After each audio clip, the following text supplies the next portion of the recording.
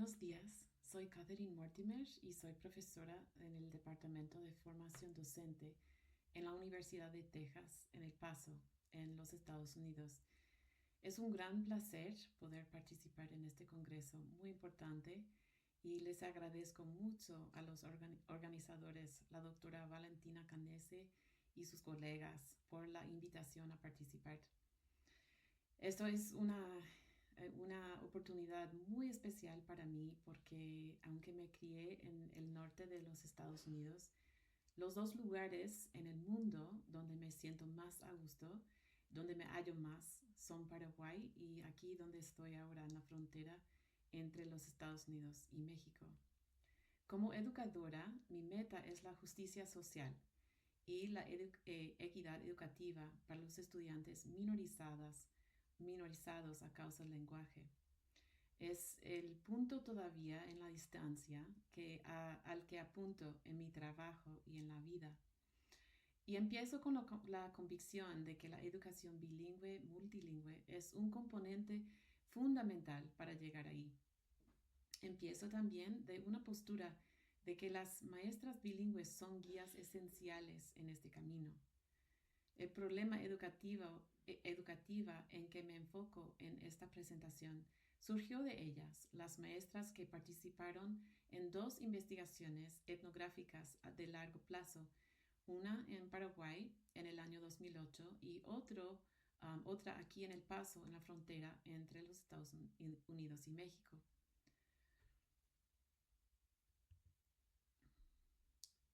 Me dirijo a la profesora Paula, una de estas participantes, para describir el problema. Ella dice, creo que debemos tratar de apegarnos al lenguaje de instrucción, especialmente en los niveles primarios, pero soy mala para eso, soy la peor. Hago el cambio de códigos constantemente y es en el ambiente que más cómoda me siento.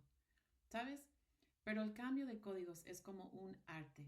Tienes que haber desarrollado ambas lenguas realmente bien para ser capaz de hacerlo.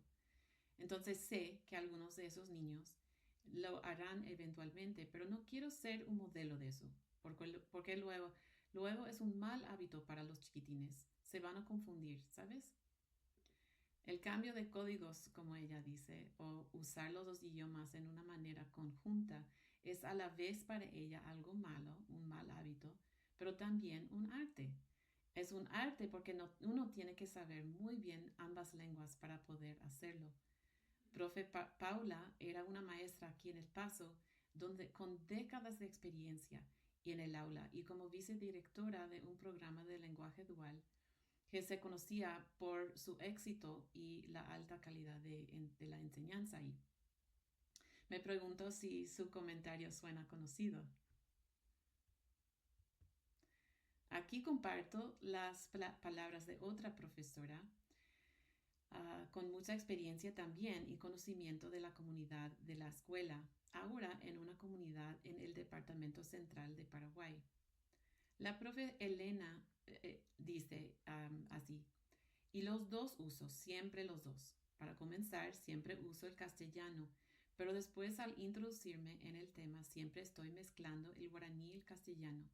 Veo que así comprenden mejor, pero le llega a entorpecer en algún momento el yo para.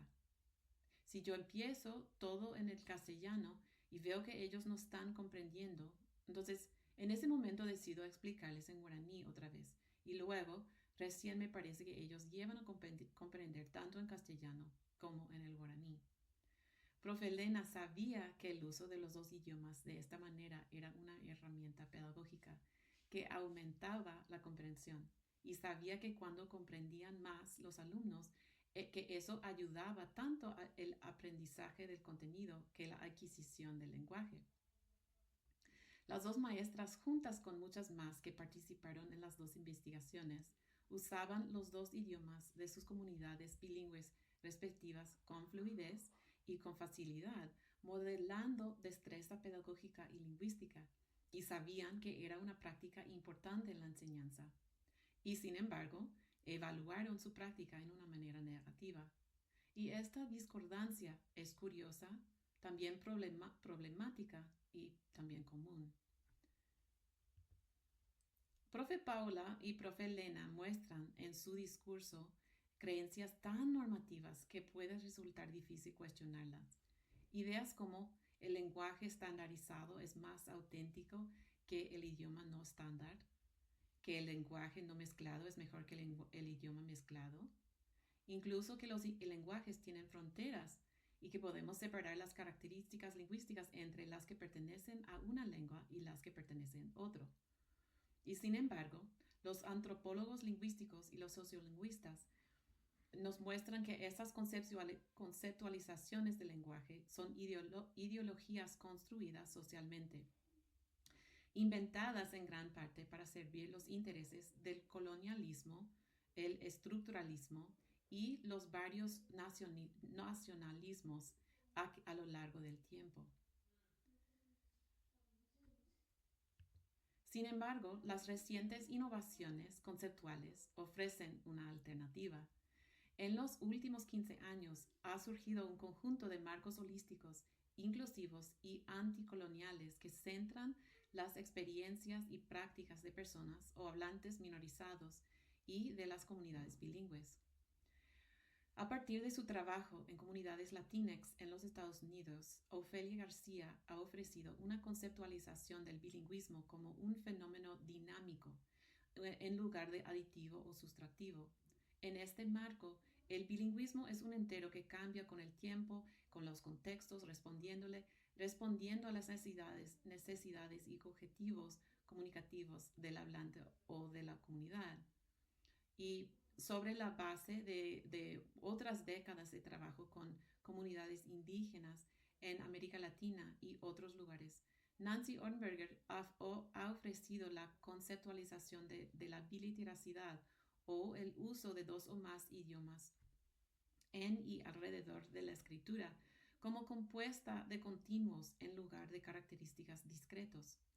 Ella sostiene que cuanto más se empodere a un estudiante para utilizar la gama completa de continuos, mejor. Y en el concepto de translenguar, Ofelia García otra vez y sus colegas han proporcionado un marco para el uso del lenguaje como el uso de un repertorio lingüístico único y completo en lugar del uso de idiomas con nombres discretos como inglés o español o guaraní. Esta perspectiva centra y normaliza las perspectivas y prácticas de las personas bilingües y desnaturaliza el colonialismo de las fronteras lingüísticas. Dentro de este marco, los hablantes recurren a todo su repertorio lingüístico para lograr sus objetivos comunicativos. Estos académicos, García, Ornberger y colegas, se encuentran entre una comunidad bastante grande de académicos que están trabajando en diversos contextos sociolingüísticos alrededor del mundo y que están desarrollando teorías holísticas, inclusivas y bilingües. Es decir, que estos marcos teóricos postestructuralistas, anticolonialistas, se están usando en contextos diversos por académicos diversos para repensar la enseñanza y el aprendizaje ideales y también para reescribir el significado social del uso conjunto del lenguaje. Estos marcos más holísticos e inclusivos son en sí mismos ideologías lingüísticas, es decir, que vinculan semióticamente formas de lenguaje con significado social, pero en lugar de vincular el cambio de códigos con un significado social no natural, no estándar o no educado, el translenguaje y el continuo de la biliteracidad vinculan el uso fluido de las características del lenguaje con el significado social natural, normativo y académicamente productivo. Me gustaría centrarme en esta parte del proceso semiótico como un lugar importante para trabajo en la educación bilingüe, lo que aquí llamo trabajo ideológico. Propondré un par de formas prometedoras de realizar este trabajo ideológico, rompiendo los vínculos iniciales normativos entre el cambio de código y su evaluación. Estas prácticas prometedoras no provienen de mí, sino de la práctica experta y la sabiduría de los profesores en los dos contextos de investigación, y representan un camino hacia el avance de la educación bilingüe. Ambos estudios han sido etnografías del uso del lenguaje y la práctica pedagógica en las aulas. En el primer contexto, en el Departamento Central de Paraguay, realicé 11 meses de trabajo de campo en 2 escuelas primarias, una urbana y otra rural, con la mayor parte del tiempo en dos aulas de sexto grado. El enfoque del estudio fue la práctica de la educación bilingüe en español y guaraní y por supuesto también en el Yopará. El segundo contexto es donde vivo y trabajo actualmente, aquí en la frontera entre los Estados Unidos y México. Junto con los estudiantes del doctorado aquí en la universidad, los estudiantes Gabriela Dolza y Emiliano Villarreal, juntos realizamos 25 meses de trabajo de campo en 2 escuelas primarias y también un colegio. Técnicamente, nuestro trabajo se llevó a cabo en los Estados Unidos, pero nuestra comunidad fronteriza se describe mejor como la comunidad El Paso Ciudad Juárez, debido a las interrelaciones que atraviesan la frontera. De hecho, muchos estudiantes de las escuelas del Paso viven en Juárez y cruzan la frontera todos los días para asistir a la escuela en El Paso. Muy a menudo, entonces, el uso integrado del español y el inglés es un identificador importante en la comunidad. En estos estudios, nuestro enfoque fue la práctica de la educación bilingüe en español e inglés y, por supuesto, también en lo que se llama a menudo el Spanglish. El primer ejemplo que me gustaría compartir con ustedes proviene de un aula de biología del 9º grado en El Paso. Este curso fue parte de un programa de lenguaje dual donde algunas materias se ofrecieron en español con el objetivo de apoyar el desarrollo continuo del bilingüismo y la biliteracidad de los estudiantes. Según la maestra, la señora Robles, y los administradores, el idioma de enseñanza de este curso de esta clase sería español, todo en español. Sin embargo, la biología también aquí en el estado de Texas es una de las 5 materias en las que los estudiantes tienen que aprobar un examen estatal para poder graduarse del colegio. Y ese examen solo se da en inglés. La señora Robles era una maestra con mucha experiencia, una firme defensora del programa bilingüe y se sentía cómoda enseñando en español. Este extracto fue típico de su enseñanza.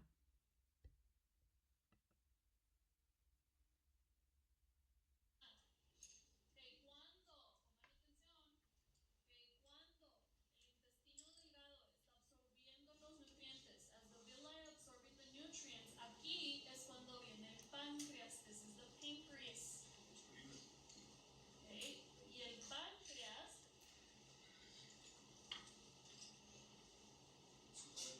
¿qué va a hacer? Produce insulina ¿para qué? Para reducir los niveles de azúcar. Remember, it is the hormone that tells the red blood cells pick up the glucose, take it to the body cells so they can use it for energy. El uso del lenguaje de la señora Robles no fue aleatorio o inexperto. Al contrario, cuando le preguntamos a ella sobre su uso del lenguaje, nos dio razones pedagógicas específicas para lo que hizo. Dijo que era importante para ella usar los 2 idiomas para desarrollar el español académico de los estudiantes, tanto como para prepararlos para demostrar su comprensión del contenido de biología en el examen en inglés. García y sus colegas describen 4 propósitos pedagógicos respaldados por prácticas de translenguaje en el aula: la participación y la comprensión del contenido, la práctica del lenguaje, el desarrollo bilingüe y el desarrollo socioemocional de los estudiantes, en particular sus identidades bilingües.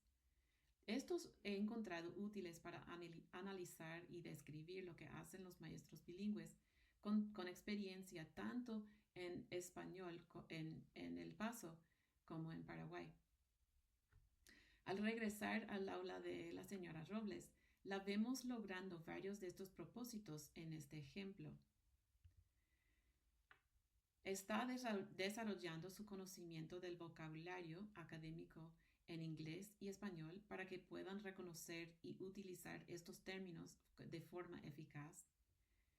También está desarrollando la comprensión de los alumnos de este proceso biológico. Cuando dice recuerdo, a menudo eso indicaba material que se probaría específicamente en el examen estatal. Y luego, también la vemos haciendo conexiones entre el contenido y la vida de los estudiantes cuando menciona el ejemplo de la diabetes.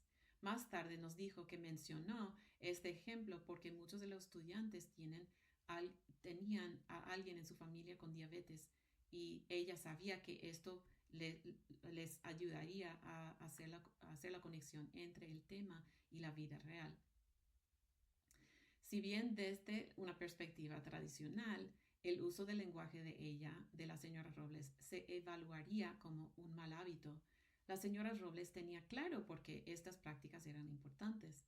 Y de hecho los estudiantes afirmaron que el translenguaje de la señora Robles fue clave en su comprensión del contenido de la biología. Y la señora Robles también informó que sus estudiantes en general tuvieron éxito al probar el examen estatal. Las profesoras en las escuelas en Paraguay, como las en El Paso, también desplegaron hábilmente todo su repertorio lingüístico en la enseñanza con fines pedagógicos estratégicos. Por ejemplo, la profesora Elena, una profesora del 6º grado, hizo lo siguiente en una lección del español.